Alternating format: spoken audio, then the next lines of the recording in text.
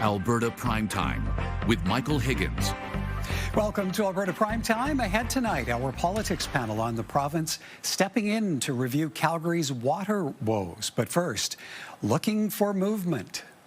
This sets the stage for these important discussions on a wide range of issues where we can be strategic partners.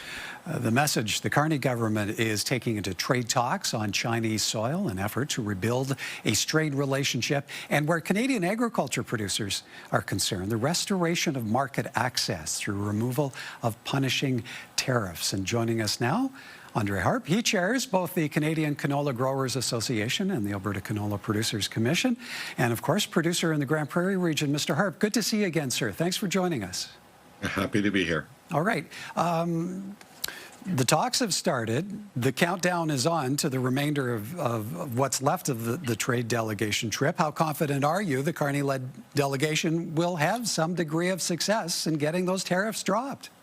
Well, obviously we've been in discussions with the government for over a year now, but more importantly, for ever since September when we did meet with the Prime Minister, have been in close contact and still relatively positive.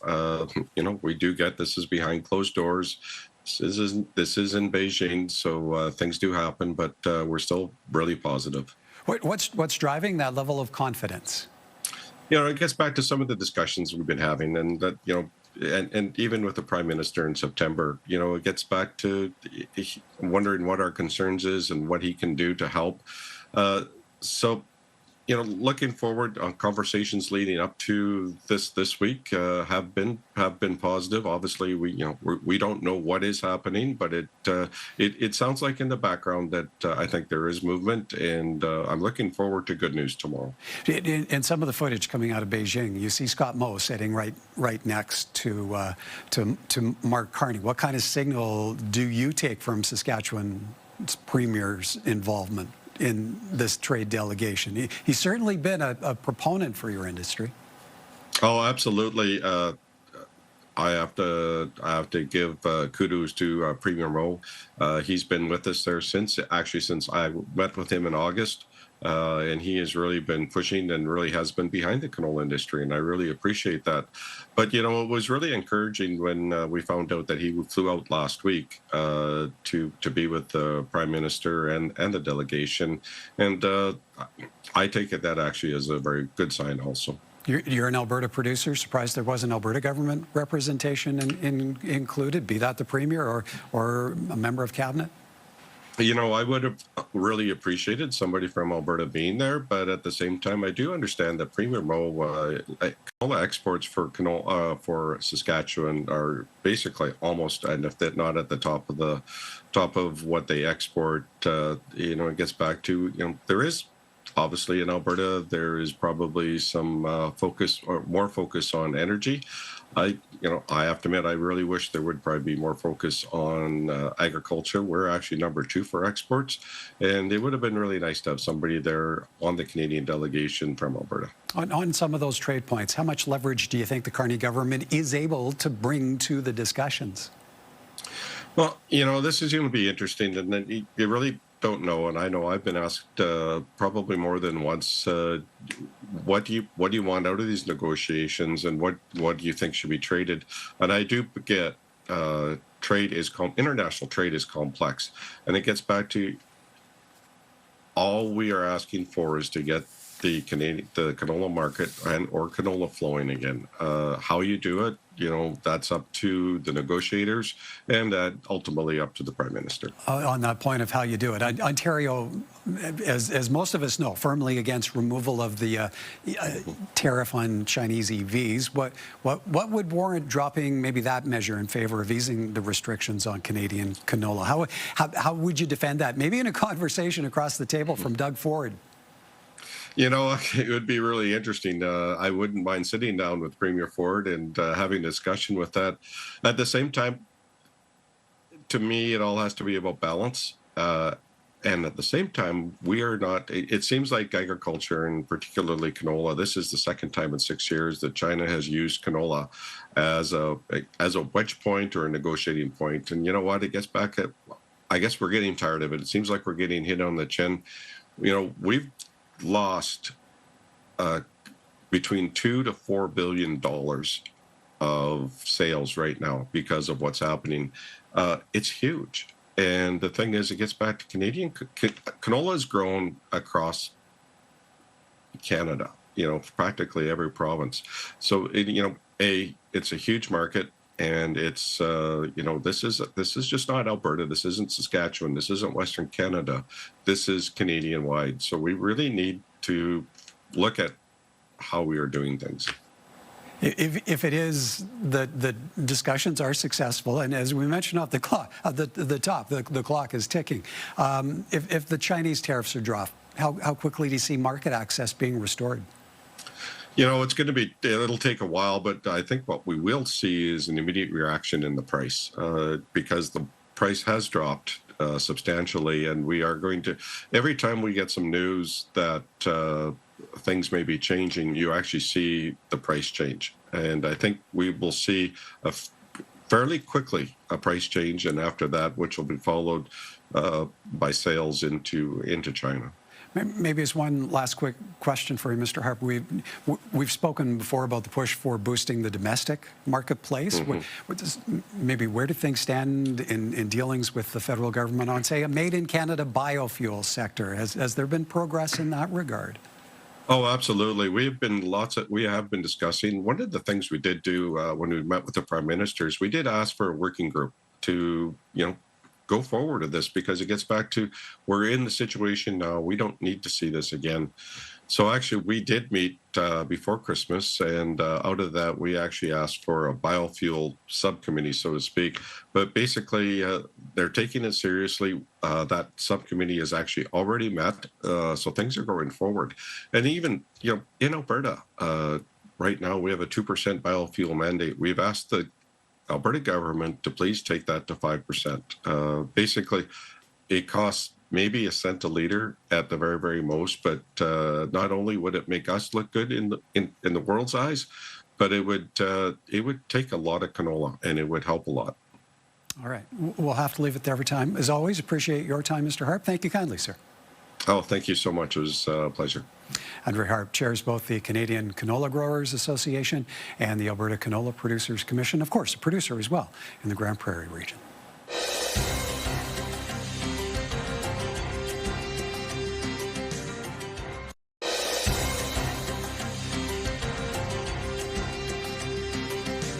From the Smith government moving to review Calgary's water system, to the start of trade talks in China, and the resignation of Quebec's premier. Time now for tonight's politics panel. And joining us this evening, Kathy Kerr, freelance writer and editor, longtime Alberta print journalist, and Sarah Elder, founder of the political fashion brand Madam Premier, host of the Briefing Note podcast, and a former political staffer. Good evening to you both. And let's begin with a provincial government moving now to review water woes in Calgary.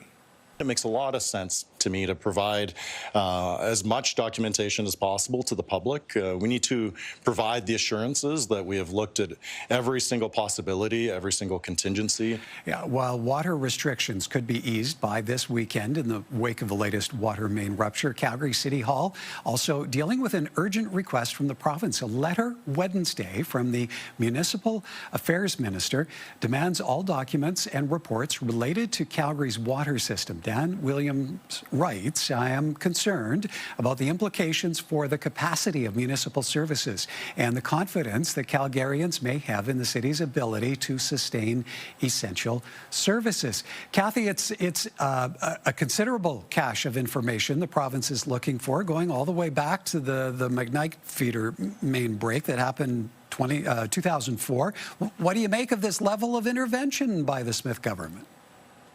Well, I think it's pretty interesting, and it's interesting to see what's behind it. If this is a matter of trying to dissect who's at fault, I don't think that solves a problem for Calgarians going forward, because obviously what they want to know is, how do we fix this so it never happens again? They don't really get any immediate benefit from knowing exactly who to point the finger at. So if this is all a political effort to say, well, we think this mayor or that mayor, like maybe the mayor Naheed Nenshi, who of course now is the opposition leader, is the one who dropped the ball, then that's questionable. But But if it actually goes to the province, taking a deep dive at whether it can help Calgary look at new structures for accountability on how its infrastructure is being built and who gets to make approvals and at what level you make sure that this kind of maintenance is done,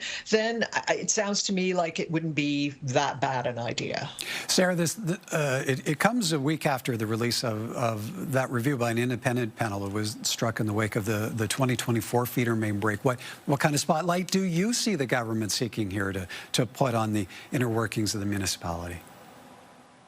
I want the provincial government to go through all of this documentation with a fine-tooth comb to understand. And obviously, I mean, the point has been made that you can't directly lay the blame on any one individual because this has been going on now for decades, and no one has addressed this issue in a substantive way, either administration, mayor, or council. So this is the province, in my mind, stepping in. Nenshi was obviously a mayor. If there is any accountability that needs to be laid at his feet, or any other for that matter, then I hope it's done. This shouldn't be about politics. This should just be about accountability and responsibility. As a resident of Calgary, I want to get to the bottom of this because there are two important things happening in my mind, or actually not happening, and that is accountability. So far, no one's head has been put on the chopping block for this, despite the mayor saying that he is ultimately accountable. Neither him nor anyone else has actually been accountable, and I don't know when this is going to be fixed. So those two things need to happen. And if that happens at the hand of the provincial government, then so be it, because the city of Calgary has really dropped the ball on this. Okay, so Kathy, let's say this ends up being about accountability. Is it possible for it not to be political? Well, I think it's going to be framed politically, no matter who gets the blame here. And of course, what complicates it is that Mr. Nenshi, of course, is the opposition leader on the provincial side. So there is kind of an automatic situation here where he's going to come under the microscope, and then it will be up to Calgarians to decide if that's unfair or if it's fair. I guess it depends on what the province finds and how they frame what they discover. Okay, so Sarah, if it is about accountability, is it only about looking back, or what degree of accountability will now rest on the shoulders of the new and current Calgary City Council? The current mayor and council, they have to decide what they're going to be doing going forward. That being said, the provincial government could totally, in my mind, say, obviously, the city does not have the capacity to manage this project, given the failure to do so up to this point. And so we're going to take it over. I would actually be okay with that, to be honest, because if you drive down Deerfoot Trail in Calgary, you'll see that the improvements to that section of the road administered by the province are almost all done. They're getting it done. Any Calgarian who drives down any street that sees a municipal infrastructure project taking place, the detriments to small business, the digging up of multiple sections of street time and time again, the incompetence is rife. And so if it means the province stepping in to do this, I honestly think that there would be a lot of people celebrating in homes across Calgary. And across the province, Kathy, to what degree do you think other municipalities are maybe watching this quite closely now that the province has stepped in? I think they're all looking at this quite closely, and some of them are probably thinking to themselves, well, the worry here is that the provincial government may turn their eyes to our governance at a time when we're not having this kind of problem. So it becomes a question. Certainly, the provincial government has been involved in municipal politics far more, sometimes to the detriment of municipalities. Ask any municipality what they think of what happened with the vote count thanks to provincial interference. So they know it's a double-edged sword. Sometimes the money may flow faster, but the interference can create other problems altogether. So I think every municipality is probably keeping a close eye on this. All right, time for us to take a bit of a break. But when we come back, building pressure around Canadian trade talks in China, and Quebec's premier calling it quits. More from our politics panel in a moment.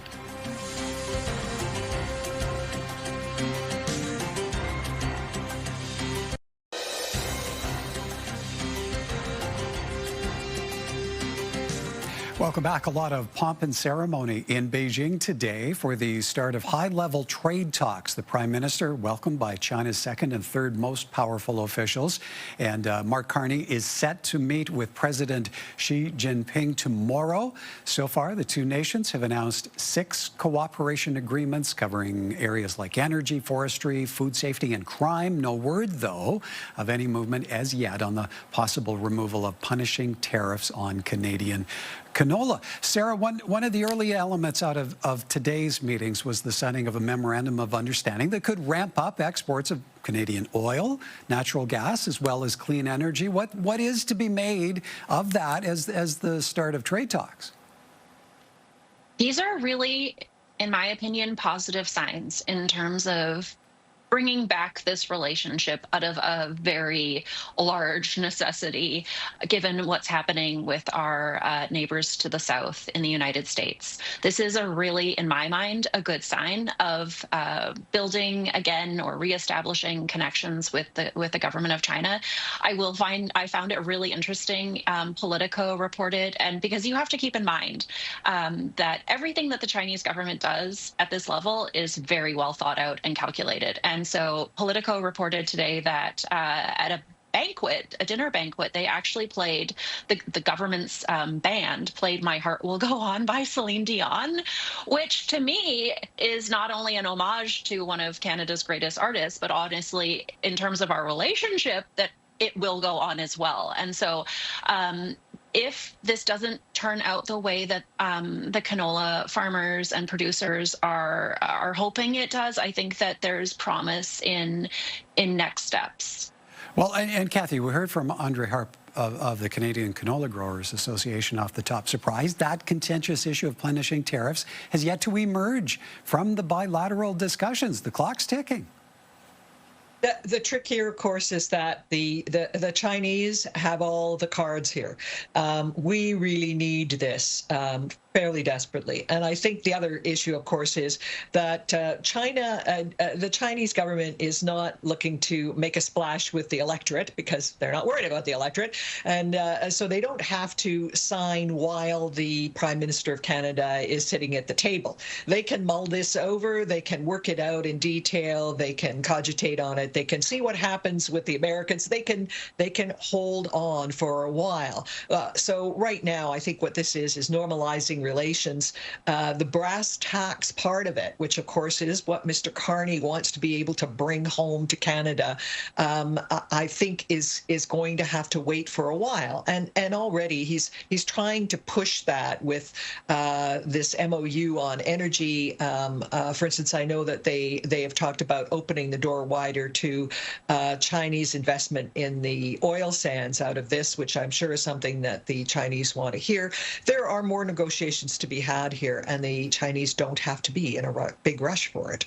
Sarah, to Kathy's point about the Chinese holding all the cards here, how much pressure do you see building on the Carney government to deliver with this trade delegation, especially where that issue of canola tariffs is concerned?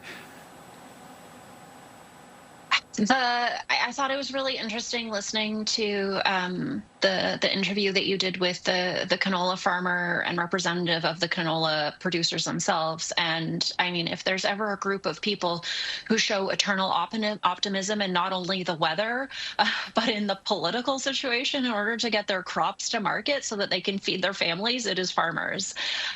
So, you know, my heart, no pun intended, goes out to them in this really tricky situation. There are levers that the Carney government can pull, but for every action there is a reaction. And so if there, for example, was a movement on electric vehicle tariffs, that's going to have a reaction in the Canadian market. And it's just such a delicate balancing act for him. And so far he is able to hold all of this together. And people still think that I believe, based on polling and what we've seen and conversations that I've had, that he is the best person to be able to walk this fine line and deliver for Canadians. We'll have to just keep on hoping with the farmers. All right, for us, one more topic, and that is a surprise political development in La Belle Province. He left his mark in Quebec politics, and for sure, with the decisions that he made, he shaped the future of Quebec. Yeah, the mayor of Montreal there, in the wake of François Legault announcing his resignation Wednesday, the Quebec premier has been facing some poor headlines, plummeting popularity, dropping poll numbers as well. Kathy, what kind of mark do you feel François Legault leaves on Quebec's political landscape, and how does that translate on the national front? Well, I think he did leave a mark, and one thing he did was he kept at bay that constant push-pull of the Liberals and the Parti Québécois that was always over separatism, and I think it took Quebec politics away from that national debate and put it more squarely into the issue of how Quebec itself manages its own house. The problem, of course, for Legault was that he then had to manage through the pandemic, and he has had to manage in the last couple of years through scandals and through some legislation that really got a lot of people, including doctors, into a major uproar. So he certainly was one of those people who created a bit of balance in how Canada views Quebec. So from that perspective, I think he's been a very significant figure in the overall political landscape. Sarah, Danielle Smith posted to social media, it was a pleasure working alongside the Premier at our Council of the Federation table. I wish him all the best in the next chapter and thank him for his contributions to our Federation. Where do you think this development lands on Alberta's radar, given separatist sentiments in Quebec and a degree of momentum in that regard here in our province? I mean, I think the statement speaks for itself. The fact that it was so warm, to me, signals where we are politically in a Canadian context in terms of Alberta's relationship with Quebec, but also, the similarities in possibly a resurgence of interest in reigniting Quebec separation referendum, the political situation and how that will play out. There are a lot of similarities between what happens in Quebec and what happens in Alberta in terms of us wanting to follow in their path in some degree, wanting to take more control of our immigration system. So I would imagine the Premier's office is going to be watching very closely what will happen, but also the fact that, Legault is leaving. There's a provincial election happening this coming October. He could have taken, for example, the resurgence of the Carney Liberals as a reason to do this now. It's not necessarily the death knell I think that people once thought in terms of a short timeline or runway to get through a leadership race to get to a provincial election. All right, we're out of time. I have to leave it there. Great to see you both. Thank you kindly for this. Thank you. Thank you.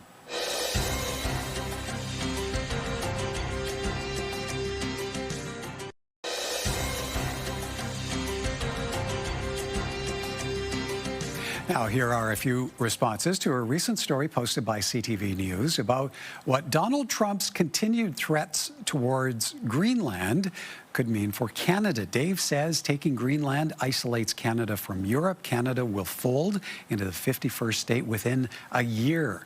Live writes, Greenland isn't a security risk to the USA. Trump is the security risk. Craig thinks it would mean added security for Canada, for sure. Georgia writes, if America takes it, it gives them a three-pronged attack position on Canada. Our military needs to prepare for such an event. By no means should the Canadians let the Americans have it. And Fidacious says Denmark will not fold. nor will Canada. Have your say. Email us anytime at comments@albertaprimetime.com. Coming up tomorrow, growing calls for the Smith government to drop Alberta's new wine tax. We'll find out what the tax is and why some in the retail and hospitality sectors are speaking out. That's on Friday. Until then, have a great evening, everyone, from all of us at Alberta Primetime. Thank you for watching, and join us again next time.